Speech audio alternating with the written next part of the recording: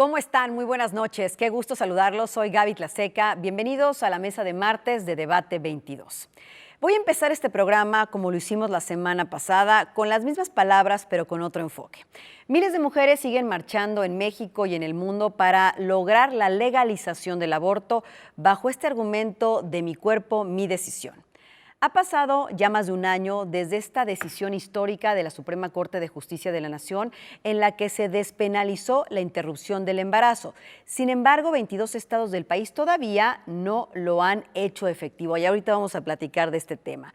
Para hablar justamente de los avances, los retos de este histórico fallo y del máximo tribunal, en este programa tendremos la visión legal de la Suprema Corte de Justicia de la Nación y para ello saludo a Alejandra Espitalier, secretaria general de la Presidencia del Máximo Tribunal. ¿Cómo estás, Ale? Bienvenida. Hola, Gaby. Muy bien. Muchas gracias por este espacio. Estoy muy contenta de poder estar aquí contigo.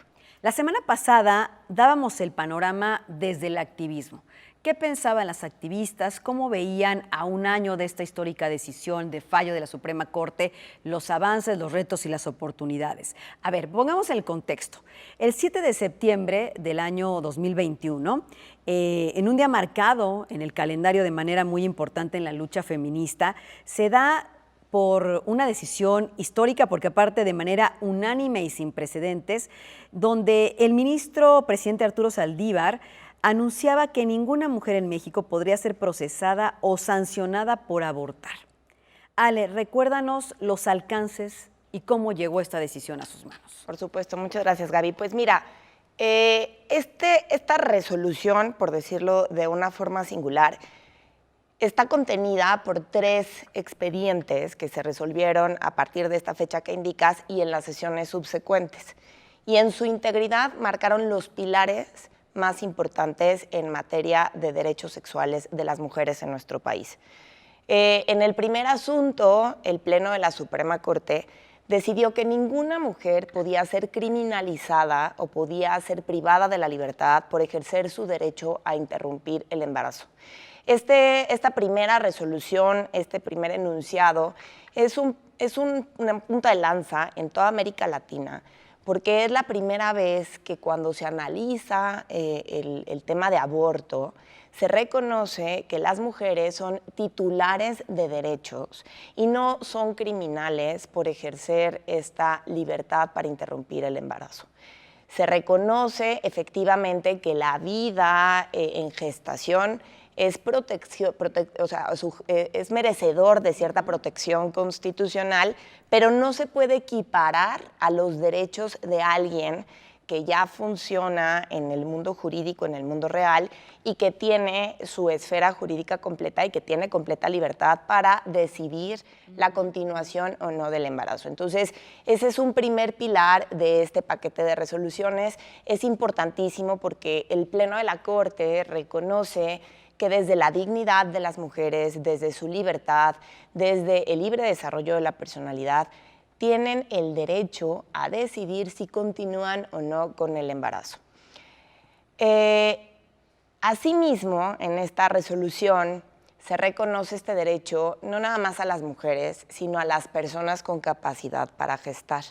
Y esto también es importantísimo porque es una aceptación por parte del Tribunal Pleno, de nuestro máximo tribunal del país, que la diversidad sexual está igualmente contenida en la norma constitucional y que también tienen este derecho y que también hay una realidad que se transita en las calles, más allá de estos códigos binarios de ser mujer o ser hombre.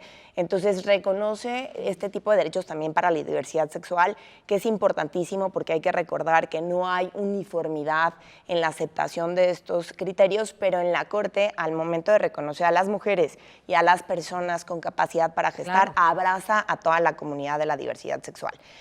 Posteriormente, en otro expediente, la Corte analizó una constitución local en la que regulaba que la vida estaba protegida constitucionalmente desde el momento de la gestación.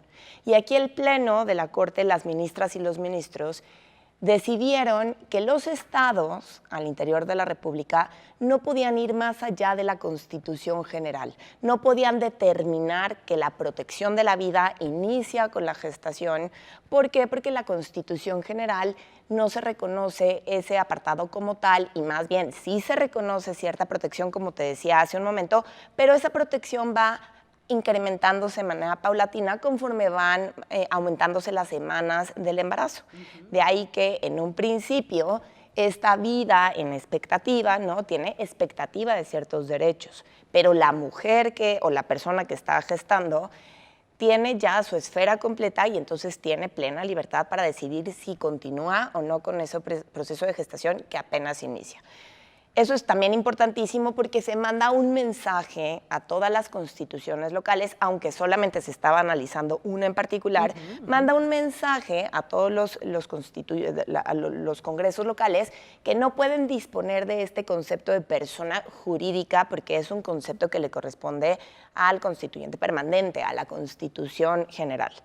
Y por último, también al analizar esta atribución o este derecho de los profesionales de la salud a los que se les solicita la interrupción del embarazo, que se conoce como objeción de conciencia, se reconoce que las normas que regulan la objeción de conciencia en el sistema de salud que le permiten a los profesionales decidir de manera interior si pueden o no acompañar a la mujer en este proceso de interrupción, es acorde o no a sus valores personales, decidieron las ministras y los ministros que esta regulación no estaba debidamente integrada y que generaba mucha confusión.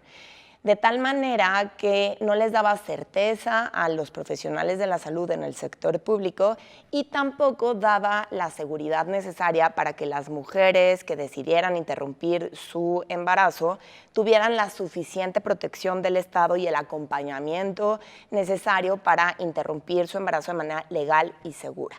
De ahí ¿qué fue lo que dijo la Corte? Dijo, esta regulación es insuficiente, la tenemos que declarar inconstitucional porque el sector salud, el Estado, no puede a través de sus operadores, diciendo que hay una objeción de conciencia, obstaculizar el ejercicio pleno, el derecho a la salud de las mujeres. También dijeron, sí es un derecho, pero no es un derecho que está contenido en la Constitución. Y el derecho de las mujeres para interrumpir el embarazo sí está contenido en la Constitución. De ahí que si nosotros ponemos en una balanza, se le tiene que dar prioridad y se le tiene que dar mayor protección al derecho de las mujeres y de las personas con capacidad para gestar. Entonces, en estos tres expedientes, se abrazan 4 pilares importantísimos que fueron un parteaguas a nivel nacional en el derecho a interrumpir el embarazo.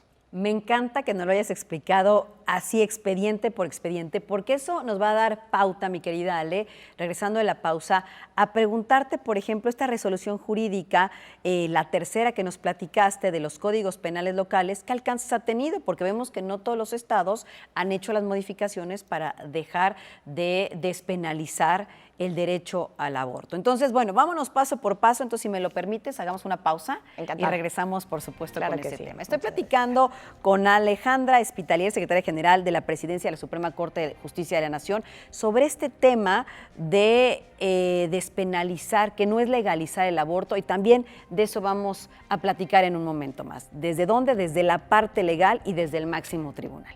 Ya volvemos.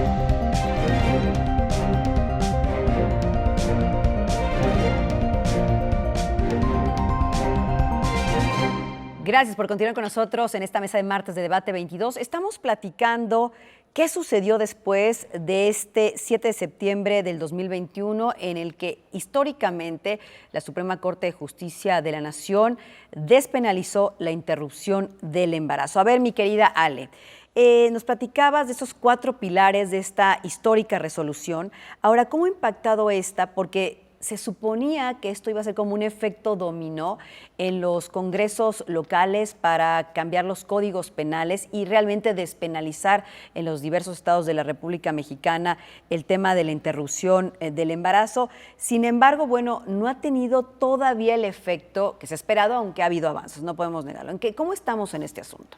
Sí, mira, la resolución de la Corte evidentemente no puede obligar a todos los estados a que expulsen de su ordenamiento jurídico la penalización del aborto, pero lo que sí creo que se hizo desde la Corte fue mandar un mensaje a nivel nacional de puntos muy importantes que sin duda están replicando, y ahorita entramos al tema de las legislaciones locales. Me parece que a través de estas resoluciones, ¿qué es lo que dicen por primera vez en la historia de nuestro país? Que el ejercer un derecho no puede constituir al mismo tiempo el cometer un delito. ¿no? Claro.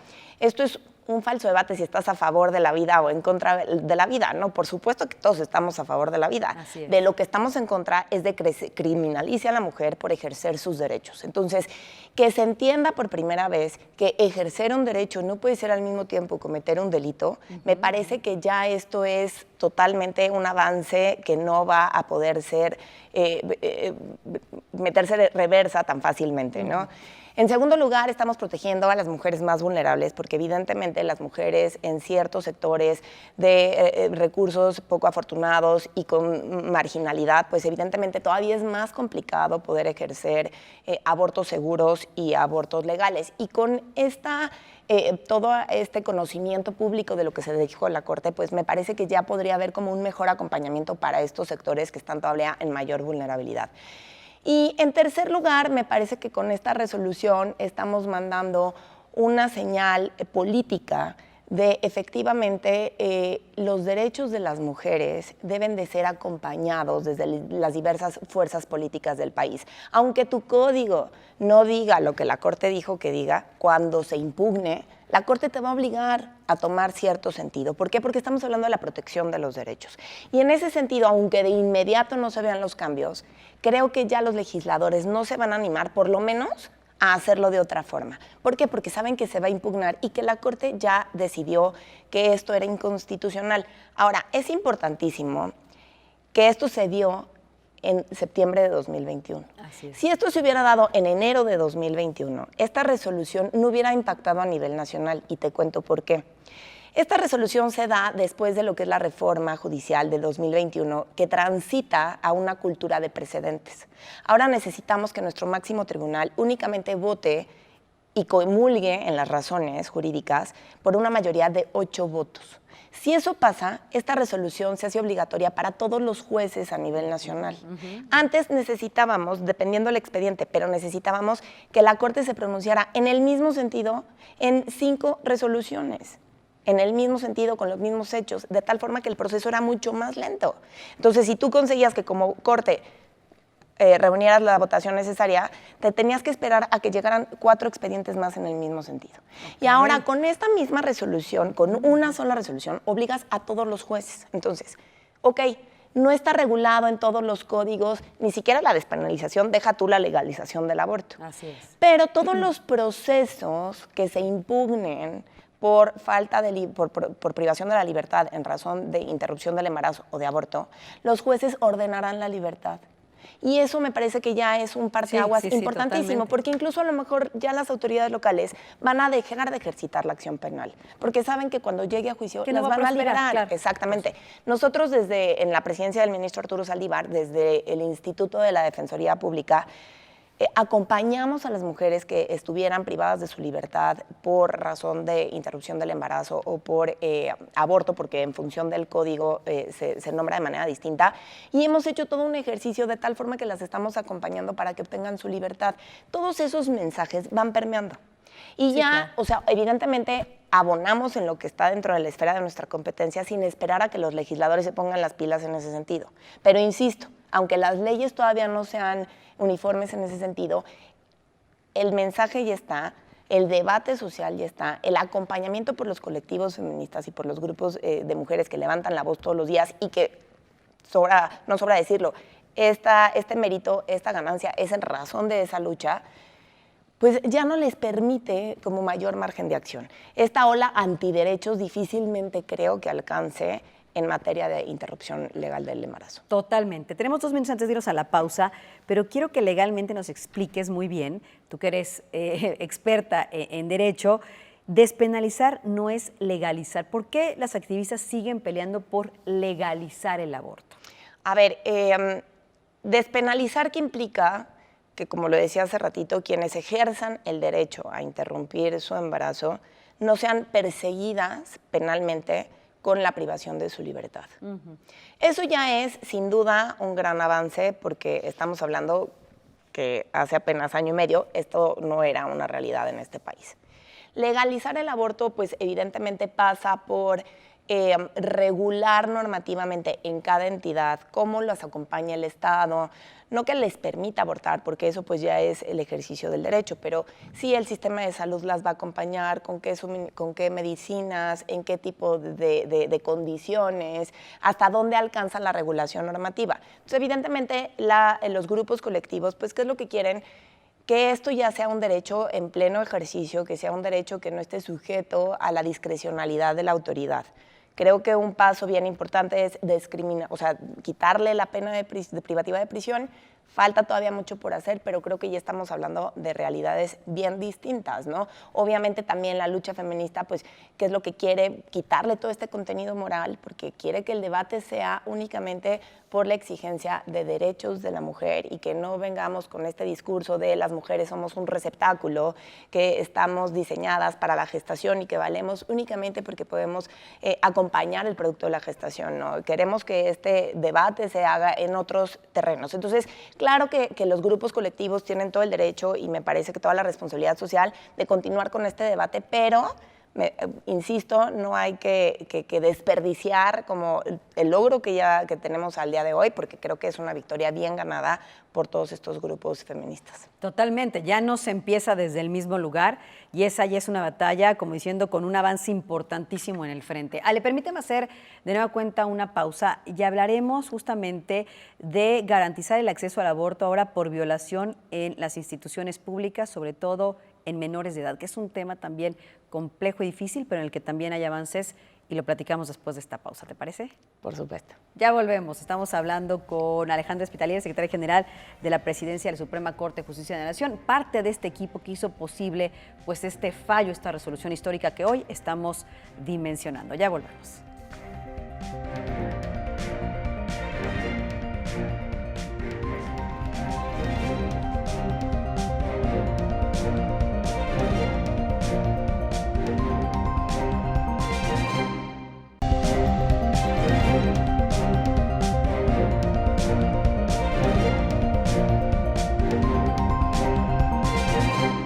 Estamos platicando sobre despenalizar el aborto, los alcances, las dimensiones, después de este histórico fallo de la Suprema Corte de Justicia de la Nación hace ya poco más de un año. En mayo de este año, la Suprema Corte de Justicia refrendó la validez de la norma oficial mexicana 46, que garantiza el acceso al aborto por violación en todas las instituciones de salud pública de nuestro país y privadas también, sobre todo a menores de edad sin consentimiento de sus padres. Eso también es un tema que ha causado polémica, pero que da cuenta pues de cómo se refrendan los derechos también en las menores de edad. A ver, platícanos, Ale, de este tema. Por supuesto. Mira, qué bueno que lo dices, Gaby, porque efectivamente esta resolución es un poquito la continuación de parte de lo que se resolvió hace un año por el Tribunal Pleno. En su momento, para la legislación de Coahuila, se determinó que las mujeres podían interrumpir su embarazo dentro de las primeras 12 semanas de gestación. Pero cuando el origen de esa gestación fuera un hecho ilícito, sin el consentimiento de la titular, esas 12 semanas quedaban completamente sacadas del contexto de la norma, anuladas, ¿no? Anuladas. La Corte no alcanzó a determinar, porque no era objeto de la discusión y no teníamos elementos suficientes, ni siquiera científicos, ni mucho menos normativos, como para determinar en esos casos hasta cuándo sí se podía ejercitar el derecho. Lo único es mandar este mensaje claro, no nada más de la titularidad de los derechos, sino que en cada contexto hay una explicación muy distinta. Claro. Esta resolución de la primera sala que tú mencionas ya tenía bastante tiempo en nuestro máximo tribunal, ya había pasado por distintos proyectos y no había alcanzado la mayoría en la resolución. Incluso este expediente nosotros lo votamos como ponencia antes de llegar a la presidencia y en su momento los ministros no se ponían de acuerdo precisamente porque estás hablando de menores de edad. Sí, qué difícil. Ahora, si las menores de edad son susceptibles o pueden tener como este proceso biológico para gestar, pues evidentemente se les debe de tomar en cuenta con independencia de la voluntad de sus padres o de sus tutores.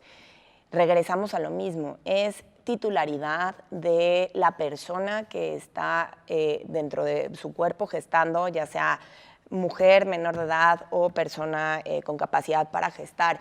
Y creo que tenemos que atender a cada caso concreto. Evidentemente no podemos partir de esta resolución como una generalidad, porque evidentemente también ha habido otras resoluciones en donde se trata de menores de edad o mayores de edad, pero con una discapacidad en específico. Y entonces, claro. ¿hasta dónde entra la voluntad de los tutores? ¿Hasta dónde entra la voluntad del Estado? ¿Hasta dónde entra la voluntad de la persona con capacidad para gestar? Lo cierto es que estamos reconociendo que las mujeres, las menores o las personas con capacidad para gestar son las titulares de ese derecho. Así y es. son la primera voz a la que el Estado le tiene que reconocer esa titularidad, esa capacidad para decidir y ese reconocimiento desde la dignidad y desde el libre desarrollo de poder interrumpir el embarazo, máxime cuando este proceso de gestación está en pocas semanas y no pone en riesgo ningún otro tipo de valores constitucionales. Es una cosa bien distinta aceptar la interrupción del embarazo en las primeras 12 semanas a aceptarla ya en el último trimestre del embarazo, ¿no? Entonces, obviamente es una problemática muy compleja que debe de reconocer todas las aristas y todas las particulares de los asuntos, pero en una primera etapa, sin duda, quien tiene mayor voz es esa persona que está gestando, si es menor de edad, si es persona con capacidad para gestar, si es persona con una discapacidad, etcétera, quien tiene la primera voz es esa persona titular. Claro, porque esa persona titular de repente está inmersa a lo mejor en un ambiente familiar que las creencias, la cuestión religiosa o la moral ejerce una presión sobre ella para no poder decidir libremente sobre su cuerpo. Por eso decíamos que en este tema es sin consentimiento de sus padres o tutores, que lo cual también ha generado críticas, controversias, pero bueno, Ale, ¿qué sigue? Porque en nuestro máximo tribunal, la Suprema Corte de Justicia de la Nación y el ministro presidente Arturo Saldívar son muy activos en este tema de los derechos de las mujeres. Lo vemos todos los días, se platica, se ve, impacta y se siente. ¿Qué sigue? ¿Hacia dónde va este tema? ¿Y tú cómo ves los avances que puedan irse dando en el camino? Yo creo que estamos en una coyuntura muy positiva en la materia.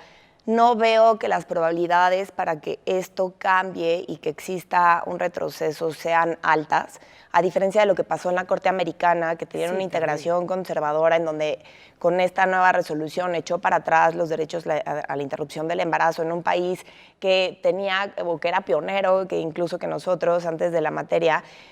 Yo no veo que el escenario nacional permita un retroceso en la materia. ¿Qué falta?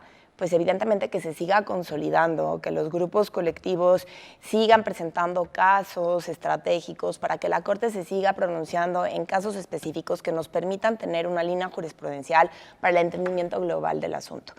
Que falta también, pues evidentemente que el Estado tenga la capacidad de acompañar a quienes deciden interrumpir su embarazo, no nada más en términos de medicamentos y de legalidad, sino también de un acompañamiento, que ya no exista esta estigmatización moral de quienes deciden interrumpir el embarazo. Me parece que el siguiente paso es precisamente eso, empezar a ver esta discusión desde un plano precisamente de la libertad sexual, de la libertad de creencias, de proyecto de vida, de configuración, de cómo quieres verte tú en unos años, ¿no? Sí, más allá de la moral, es un tema de salud pública. Exactamente. Entonces yo creo que tenemos que seguir refrendando esto, que es una discusión desde los derechos, no es una discusión moral, y en ese sentido no permitir que exista un retroceso, ¿no?, ideológico.